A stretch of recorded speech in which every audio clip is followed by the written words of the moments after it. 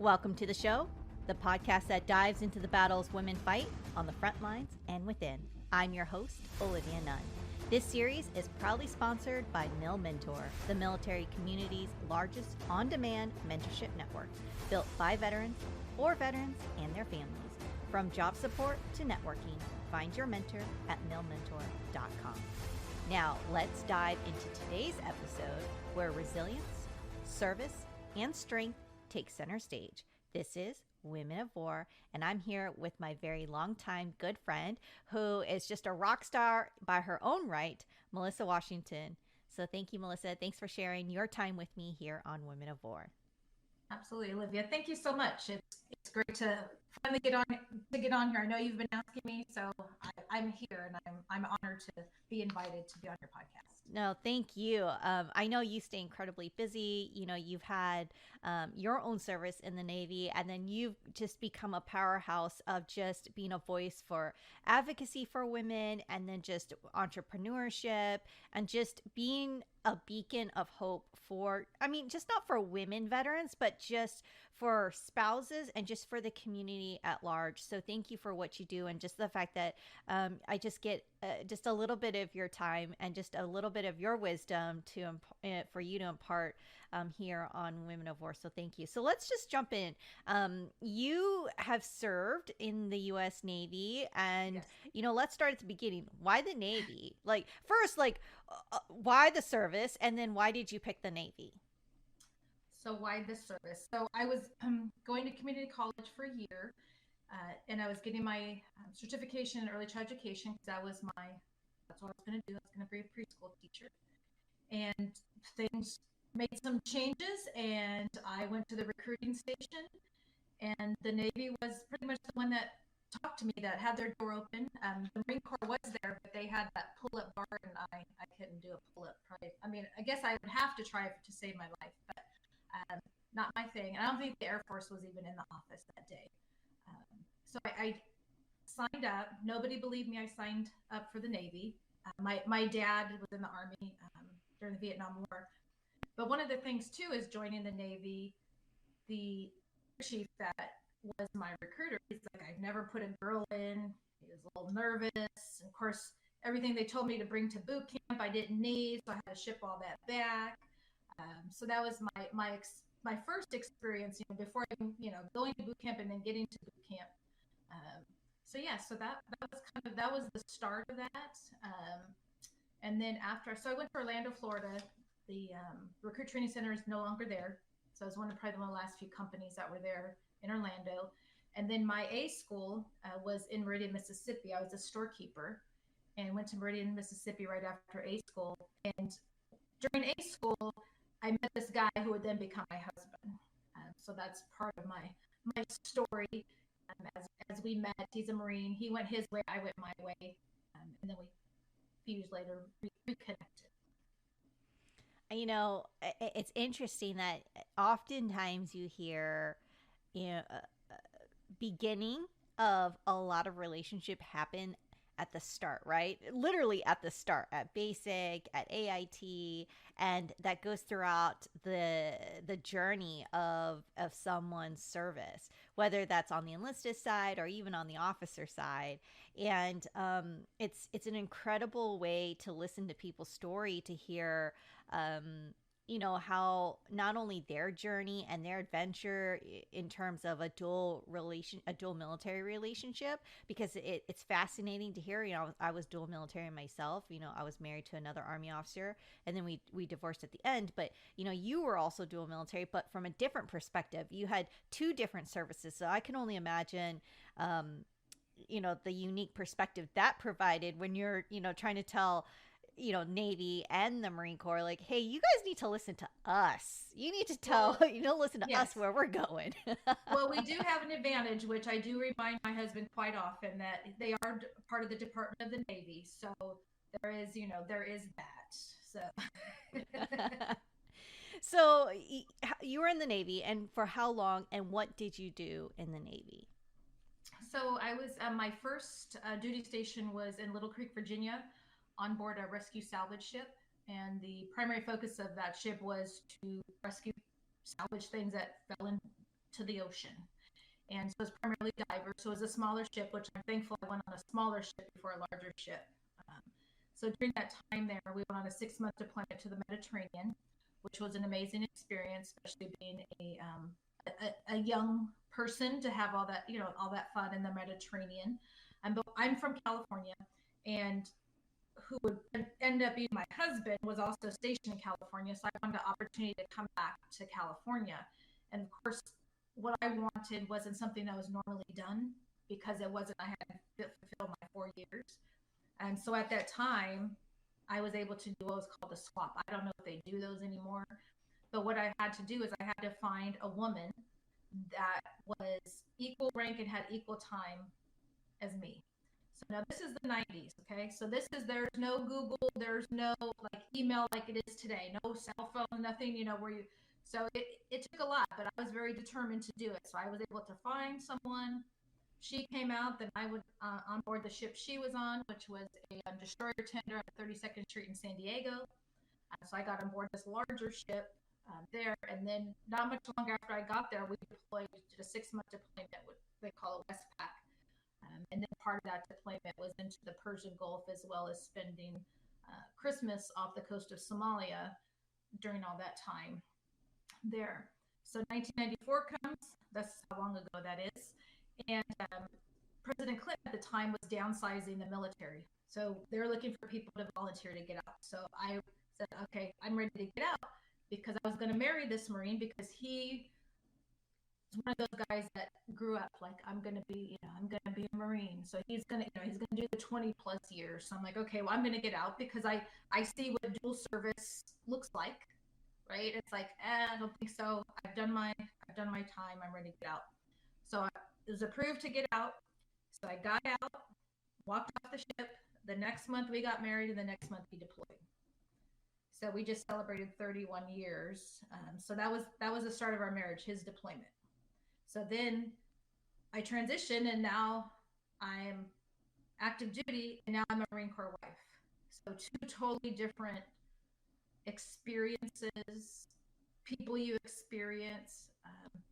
So yeah, so it was a different transition than most. You're talking about transition, and at the same time a different time period. You talked about your tenacity in finding someone to swap with you, and you talk about a time where there was no cell phones, no emails, no Google, right? we were alive before Google was created. Yeah. I know kids that are listening right now are like, what, you're ancient? No, we're not that ancient. Just No. Google's a baby. But with that being said, what was the Navy like? Give us a glimpse as to before you decided to jump ship because you wanted to, be with this guy who becomes your husband, who you've celebrated 31 years with. Congratulations. That is amazing. That this is your partner for life, right? This is going to be your partner in crime. But what was the Navy like in terms of your assignment, and what was that lens like as a woman in the Navy, especially because I think so often what we see and what we know has been such a global war on terrorism lens, and I'm curious as to what was your lens in the early 90s. Yes.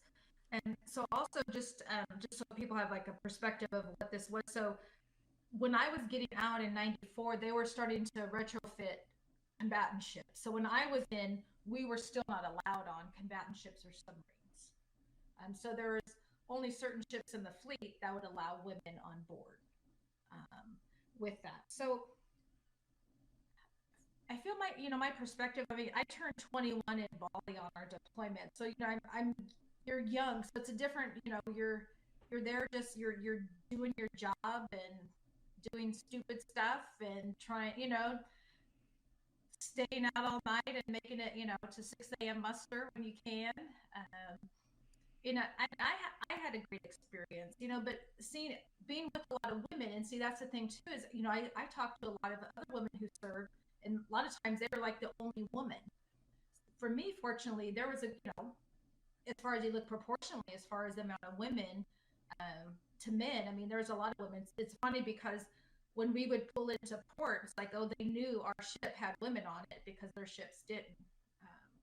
So it was different times, very, very different times.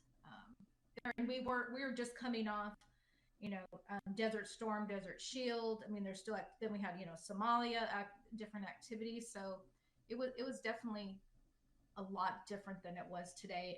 And I was still wearing dungarees back then. So I know they don't wear those anymore, but I was wearing bell bottoms. So you talk about your transition from, being an active duty Navy service member yourself, and now you find yourself as an active duty military wife, a Marine wife at that. And not only you say I do, but then he's like kicking out the door. And so you find yourself in a whole new situation. What was that like? Because you're young, you're still relatively young. Yeah. You just hung up your boots, and now you are married, but your husband's gone. What was that life? Because I can only imagine that the resources weren't exactly the same as what I experienced or knew as a young officer that was leaving to Iraq 3 times, and we had the FRGs in place and the robust services that I saw. I'm just curious as to what that was like for you. So yes, you're correct. There weren't those resources there. So when he came back from deployment, we were stationed at Miramar in San Diego. We lived off base, but I got involved with they called them the key wives at the time. Now they're, I think, key spouses or key volunteers. So it's a group of enlisted and officer women that would do things. So I got involved with that. But for me, it was, I fit in, but I didn't fit in because I was active duty, and so I knew a lot of things. And also too, I like to, I don't care if it's the SEAL's wife, the XO's wife. Talking to them, and a lot of times, the officer wives want to be with the officer wives, and the enlisted want to be with the enlisted, and I just didn't matter.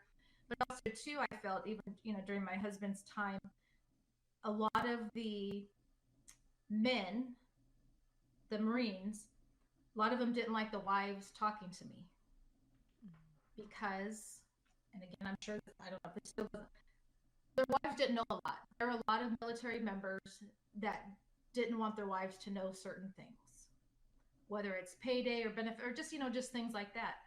I know those things because I was in active duty. So there was some of that. I don't know what you want to call it, but Friction. where people just had a certain way they felt about me. Yeah. It's interesting that you said that the active duty men didn't like you talking to the wives, because I experienced it the other way. I experienced that the wives didn't want to talk to me because I was that active duty wife, or I was an active duty wife, but I was also a soldier. And because I knew what the husbands were doing all day long, because I was with them all day long, and I knew the lingo, and I kind of felt like I was a fish out of water all the time, where I just felt natural in the conversations that I had with the men, because I mean, they were my colleagues. And then when I was at these, at these events, these social events, I was like, I didn't know what to say. And I kind of felt, like I said, a fish out of the water, and there's like this weird, awkward silence. So it's interesting. I had the exact opposite. Yeah. And, maybe it would have been different if my husband was Navy, but with the Marines, it was just, it was a different time, different environment. But I, of course, pushed through. But I had a great time with hanging out with the wives, and I was still young, so I was still figuring out, okay, me and what I was gonna do and what I was gonna be, kind of thing, as well. So tell me, you guys figured it out. Here you guys have made it to 31 years, but to get to 31 years, I mean, he's obviously done more than one deployment. What were some of the keys to success for you guys in order to make it? Successes. Well, in some ways, deployments worked for me. I was okay with deployments. I mean, not to say that I was like, oh yeah, but I wasn't. Some people would take this wrong. A needy wife. I didn't. I didn't need my husband to put up something on the wall or to fix something, or I could do it myself or find someone. I didn't, of course, yes, I need that affection and that person to be there. So, but then I was able to get a lot of stuff done when he was on deployment. So one of actually his last deployment, we just bought a new house before he left. So when he came back, it was all done. It was all furniture, everything was there. So that was so that in some ways helped because I also understood. I think too that's where I had an advantage. Is I understood what was happening on deployments because I've been there, and he was attached to ships, so I knew, I know what's going on the ships. Even though the Marines it's a little bit different for them when they're on there. But that was something that definitely helped us. I mean, granted, there's been some really not nice times there, but we've persevered and now we're older and wiser. So talk to me, Melissa, in terms of, you're not one to sit around. And so No. for you, you've done this transition from leaving the Navy and becoming an amazing spouse and someone who stood by your spouse who's had this career. But what was the turning point for you where you were like, I'm not going to sit here. I want to become involved within the community, specifically the military community, in terms of entrepreneurship and advocacy. Like, why that? You could have done so many other things. You could have just went to school and done your own thing. You could have started your own business. But why advocacy and a lens of entrepreneurship towards women that were in the military? Well, that didn't come till later on, that part, as far as the women in entrepreneurship and focusing on. And one of the things too, when I got out of the military, I really didn't consider myself a veteran. Like my dad's a veteran; he was in Vietnam. And again, since my transition was active duty to military spouse, not really putting that veteran hat on. And yeah, I used my GI Bill. I went to use that for school. But those other things now that I wear proudly and I feel proudly, I didn't feel like that back then. But I was building my own career and then still being involved in military activities as a spouse.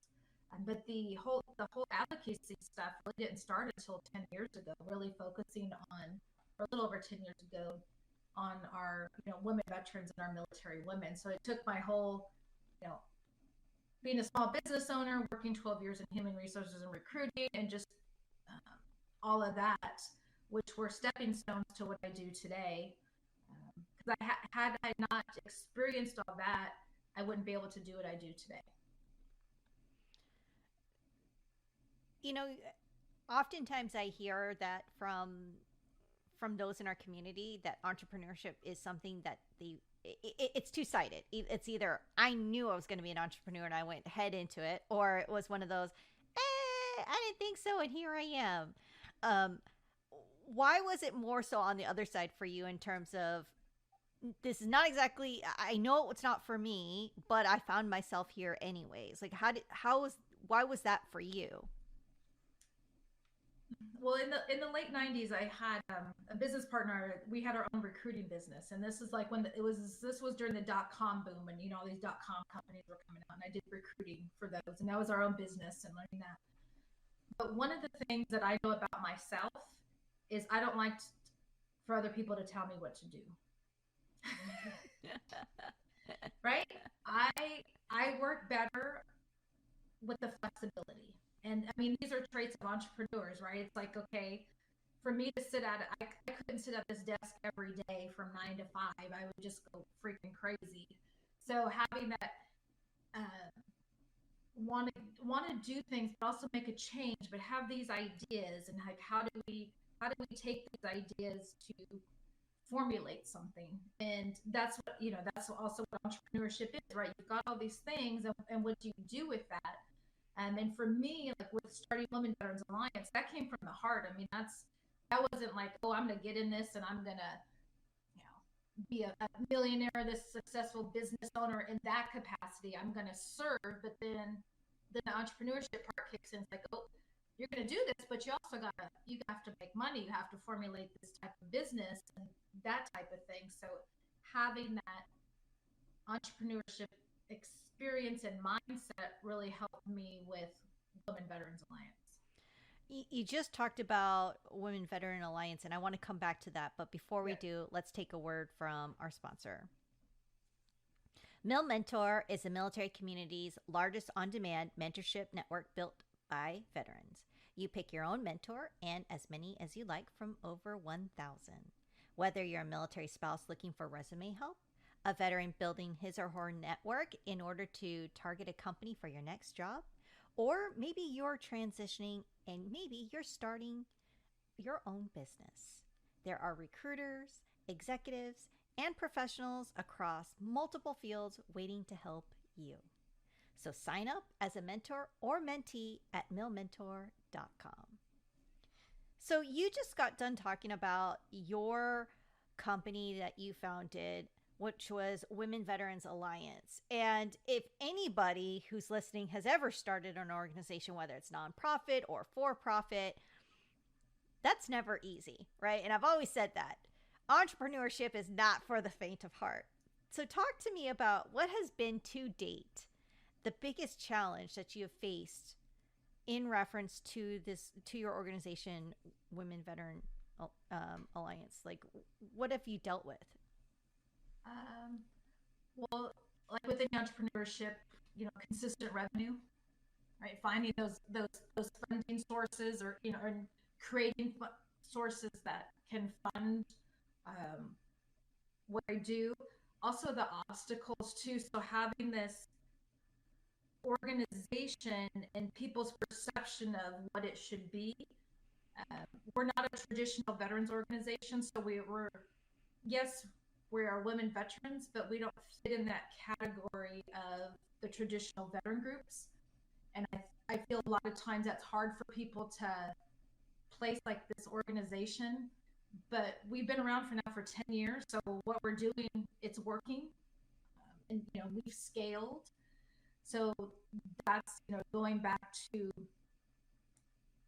obstacles of perception, and then the revenue piece. That's those are like the two things, but it's just like, how do we overcome it? So that's why I have my own consulting business, which I started before Women Veterans Alliance, but also finding other ways. How can we bring the awareness, but also to the revenue to continue to have it going? Because as you know, there's such a need for our women veterans as they transition out, whether they transition out yesterday or 20, 30, 40 years ago, there needs to be this community for women. So I want to pull on the thread about what you just said. Why is Women Veterans Alliance different?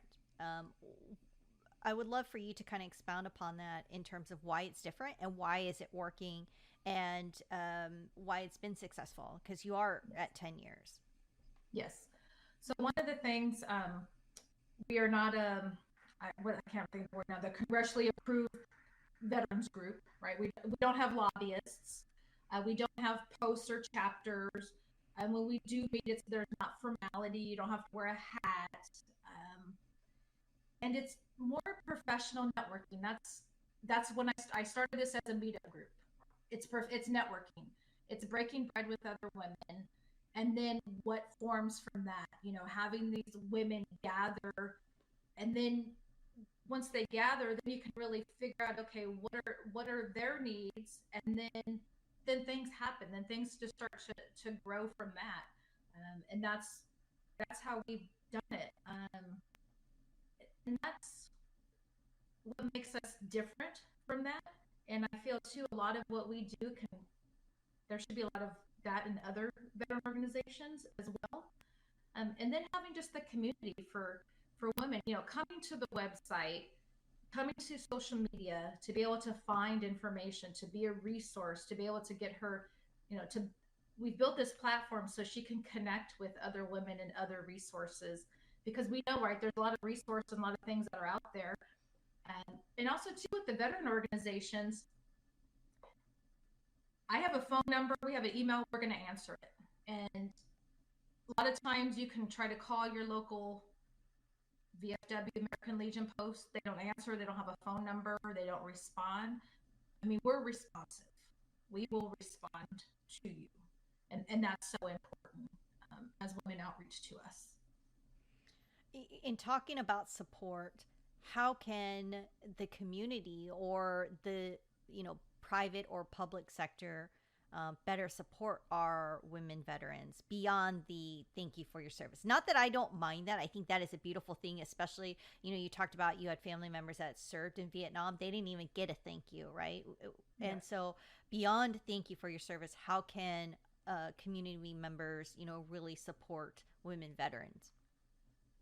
Of course, hiring women veterans, whether that's doing and also doing business, so hiring them to work for your company, but hiring them as to work for your business, but also too just the recognition. And that's why when I talk at organizations, I always say if you see a woman in an Army T-shirt, I mean, don't automatically assume it's her husband's, right? So it's having that awareness, because we're so visible in uniform, but then when we come out of uniform, we're not, right? We're invisible. Um, but that's so important. Again, yes, the thank you for your services. I mean, it's a nice feeling to hear that, but also to being respectful to those women as well, and not discounting their service. I've heard from many women as far as when they've gone into like job interviews where they're challenged on their service. I mean, this is like real life stuff, and I mean, it's probably just a few one-offs, but understanding that yes, women, we do serve in the military, and how can they best connect with women and really want to do what's right for yes, people want to do what's right for our veterans, but also specifically doing right for our women that have served, because we have different challenges than our male counterparts. So you talk about being invisible, right? And I think we could go on a whole nother podcast just about being Yes. invisible, right? And we could probably pull up a chair of 100 women, and they can all nod up and down, in agreement with everything that we're gonna say.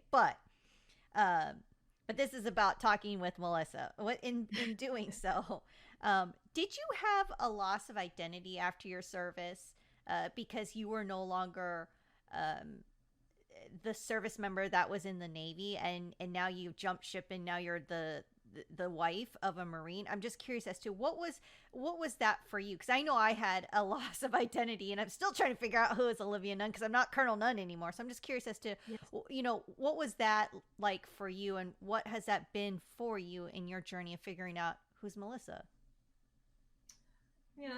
That's a, I mean, good question. Even though I've been asked that before, as far as that. Um, in some ways, identity, but it's also too. It's like, do I tell people this, or how do I? Is that important of sharing my service to someone? It's funny because when I started a job, it was, I forgot when it was, 2000 or whenever it was. They had the group, we got together, our department, and then we had to do like three things, like two were the truth, like one was the truth and two were the. So I said, I was in the military. Nobody believed me, right, in there. So it's just like what is our identity, because we don't wear it. Like the men, like they wear that, right? They, like my dad wears it. I mean, he wears the hat, it's all dusty, the Vietnam, that's part of his identity, even though it was like 50 something years ago. I feel everybody needs to. We don't have to be the same the way we do it, and you don't have to say, well, yes, I am proud to be a veteran. I wear it all the time, some way, somehow, whether it's a pin or something, because and I travel a lot, and one of the things to do is I always have some type of veteran military shirt on, and I don't do it for, I'm gonna always thank you for your services, because I barely get any. That's not what I'm doing. I'm doing it because there's going to be women veterans that I'm going to come across in my travels, that hopefully they'll see that, and that's happened, or they'll come up to me and say something, right? That's one of the greatest outreaches we can do to other women, is to show that we are, so then it's comfortable for them to come up and talk to me. I love that. I think that's such a different perspective as much as I am very forward facing and I have no problem saying that I'm a veteran and I love talking about my Army service, I think oftentimes I don't talk about it. I don't share it. That I still feel very much invisible. And, I'll go places and people will talk about their military service and I don't even say anything, right? For whatever reason, I just don't even offer that up. So I really love this idea of how you, whether it's just a brooch or a pin or something, just to kind of, hey, I'm part of that club too. And if you are, maybe we can chat. So I love Right. that. Then that's the thing. I was on one flight. It was from Sacramento to DC, longer flight. And the flight attendant, a woman, she's like, "Oh, I love your shirt." And she's like, "I was in the Marine Corps." And then she pointed back to the other flight attendant, like, "He was in the Navy." So when they were done with the drink service, I went back and we talked for like 45 minutes about veteran benefits and everything, all because of that shirt. So I wasn't looking to talk about my service. I was just looking to be more of an advocate and be able to share and talk. So that was a really cool experience to have that. And I've had other experiences, but that was a pretty cool one. That's awesome. For you, has there been any part of your service that I kind of feel like this? For the most part, I think most of us leave service and we say it was great, right? Most of it was great. Maybe there's some couple parts that you're just like, meh. But for the most part, it's always the people. You don't miss necessarily the BS or the 6 o'clock early wake up calls or just running to formation, but it's the people. And there's giant parts of it that you'd probably do all over. And there's some parts you're like, not so much, right? Yeah. However, were there any parts of your journey while wearing the boots that you're just like, man, that broke me, and I'm glad that the skills that the military gave me, I rose back to the top, and I'm so forever thankful for?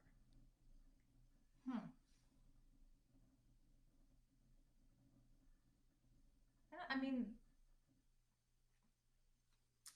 well, to be on a ship and 3 racks high, living with other women, it definitely changes your perspective on living. But I mean, I don't know.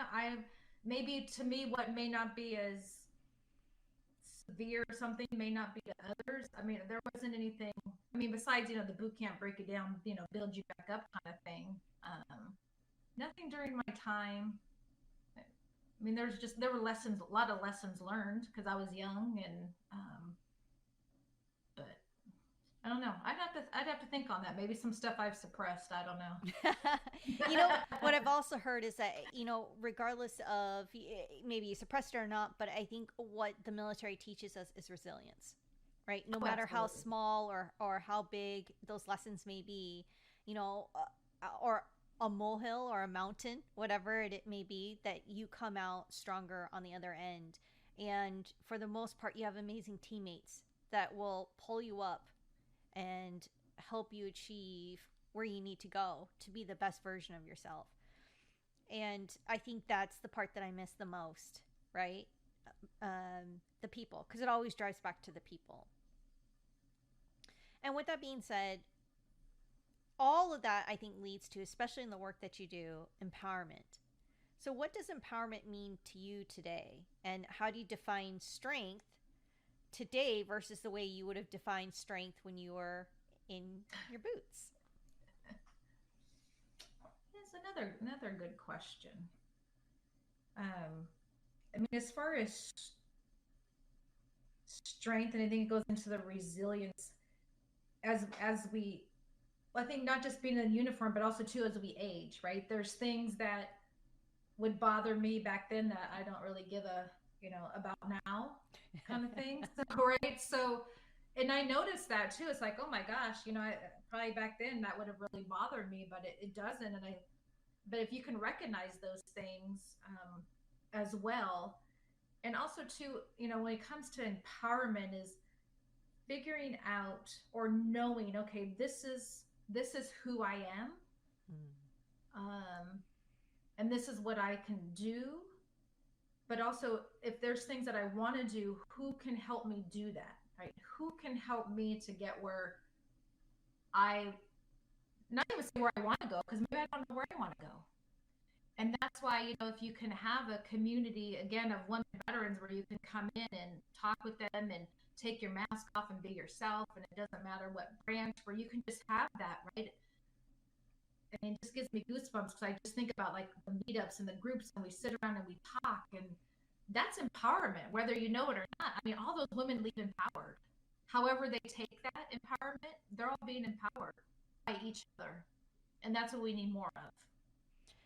The one thing I will say, Melissa, that I constantly see, whether it's your virtual events or the events that you host in person or the events that you show up at, is that, um, you leave women feeling empowered, or that you give them the sense of hope and empowerment.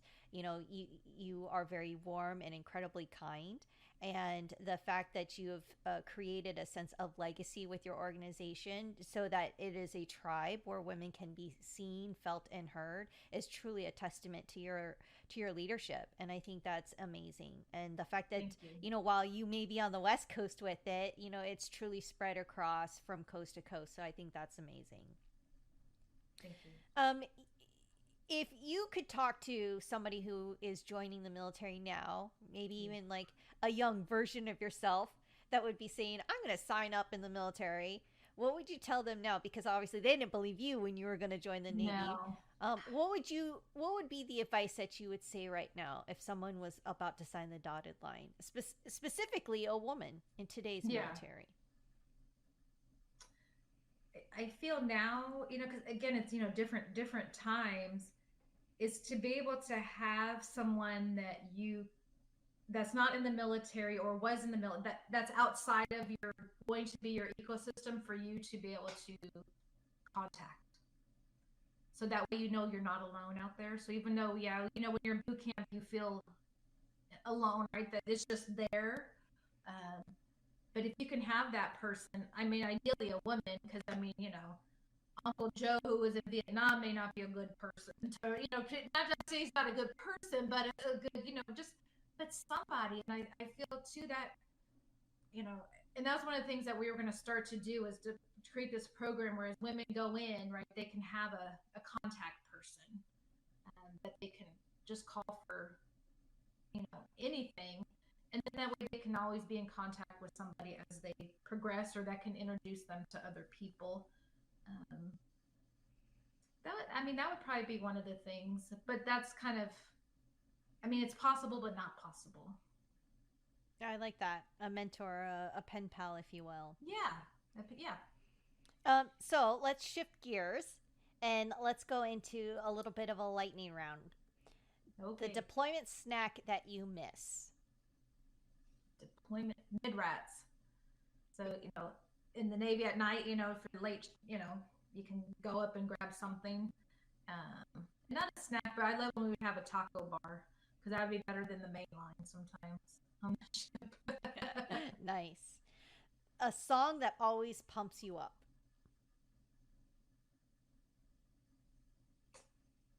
Always pumps me up. It'd probably be the Kelly Price song. It's called It's My Time.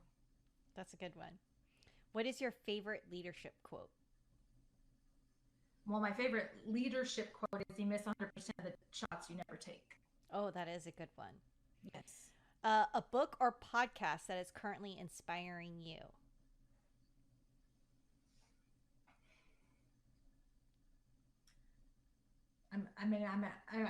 Nothing right now. And I just, nothing right now. Honestly. Sometimes that is my answer. There's so much on my plate that I'm just like, Yeah, no. One thing that most people don't know about you. Unless you're in my family, but if you're not in my family, I'm our family's genealogist. I do our whole ancestry tree and all that stuff. So I get into the ancestry. Oh, that is awesome. Melissa, I totally love spending time with you. I could spend hours, especially when I Yes, talk thank in the you. conversation of women and veterans, and often how we feel so invisible.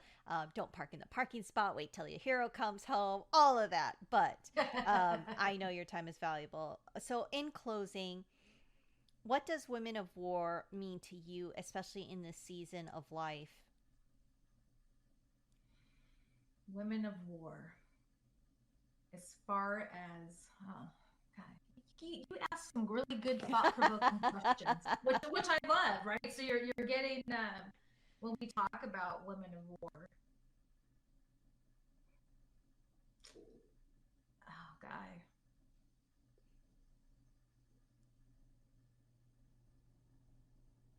So we're I don't and I'm trying to figure out the best way to say this is, and I'm not meaning figuratively as far as war, like in war, but there's always something that us two as women are at war. If you look at it that way, there's always something, right? And how do we find people or other resources to help there's overcome that, or get through that? Um, but also too, we have that resiliency that we have and that strength, but there's always something um, that's bothering us. I mean, if there's people that don't have anything that bothers them, that's fantastic. But there's always something or someone, right, that we are at war. But if we can all come together, right, it's just like the more we can come together and to be able to battle that, I feel we'd be so much better. 100%. And this podcast series is not just about, the front lines. And I'm not talking about because you went to combat, right? It's not just the front lines can be on the ship. It could be, Yeah. going to the field. It's not just the wars in which we fought on the front lines, but it's the war within, right? It's the turmoil. It's the conflict that you talk about. It's all the multiple hats that we wore at any given time, right? All of the crap, all the Yep. BS that was tossed our way. Um, and oftentimes those reasons are the why we feel invisible, that leads to why we choose not to say or self-identify in being a veteran, which again, whole nother podcast series on Yes. that alone. And so thank you for sharing that. And this is why, to me, it's so important that your story is part of Women of War. For all the work that you do, that you continue to empower and inspire our community. So thank you. So help me finish these sentences. My All right. service taught me How to strip and wax the neck. wax on, wax off. A little bit of karate Yes, there. every Friday. Yeah. My storm showed me. My storm showed me there's the storm that there the storm will pass. That's a good one. And my peace looks like. My piece looks like sitting on a beach with my feet in the sand. That is my piece. I love it. I love it. Melissa, in closing, I want to leave with you the opportunity to leave with the listeners, what's important to you, what's next, where can people find you, and the work that's on the horizon. Absolutely. So you could Google Women Veterans Alliance. You'll find us. You'll find us on social media, on website. Connect with me, of course, on LinkedIn. One of the initiatives that we have is our Women Veterans Global Alliance. So we have monthly meetings globally with other women veteran organizations. So we're next year going to be strengthening that because it's we need that. We need that globally for our women as well. May 30th, mark your calendars. We have our Women Veterans Engage conference as well, and just get connected. I mean, even if you're not a woman veteran, you just say, "Hey, what can I do?" Just feel free to reach out. That's so important to do that. And then we do have Women Veterans Giving, which is a nonprofit on our Women Veterans Alliance. We do have a small business award that we present to our women entrepreneurs. and that'll be launching again next year. I was just in San Diego this week, and we're able to award a women veteran small business owner some cash to infuse in her business. So that's another thing we do with empowerment as well. Awesome. I love all of those things. Especially, as an entrepreneur, it's hard when you're bootstrapping your own business. So I love those things. I love the tribe that you're creating, a place for women veterans to connect. Thank you for showing up. Thank you for a place for women to go, to connect, to grow. And thank you for being a beacon of light and hope for us. No, thank you. It's always good to see you when I get to see you in real life. Absolutely. I love hugging you and seeing you. Yes, same here. Thanks for listening to Women of War, proudly sponsored by Mill Mentor, where military community finds its mentors. Until next time, keep showing up, speaking out, and standing strong.